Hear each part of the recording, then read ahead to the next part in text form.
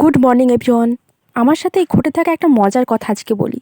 যেদিন আমার কলেজ যাওয়ার থাকে সেদিন আমি ঘুম থেকে দেরি করে উঠি, আর যেদিন কলেজ যাওয়া থাকে না সেদিন তাড়াতাড়ি উঠি। কলেজ যেহেতু আজকে নেই তাই যথারীতি আমি আজকে সকাল সকাল উঠে পড়েছি। আর হ্যাঁ, আমি এখনও 9 to 12 খাতা ইউজ করে থাকি। আর আমি এই খাতাগুলো কোথা থেকে পাই সেগুলো অন্য একদিন বলবো।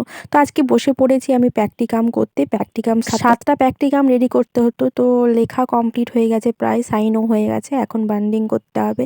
তো আমি কতগুলো যেগুলো কম পেজ লেগেছে সেগুলো চ্যানেল ফাইল প্লাস সেলো টিপ দিয়ে করেছি, আর যেগুলো বেশি পেজ লেগেছে সেগুলো আমি স্পাইরাল করে নিয়েছি। প্রায় প্র্যাকটিকামের কাজ সব শেষ হয়ে গেছে, আরও বাকি আছে, ওগুলো পরে করব। এবার স্নান করে খাওয়ার পালা। তো আজকের লাঞ্চে ছিল আলু বাটি, পোস্ত পোড়া, আর ছিল ভেন্ডি ভাজা।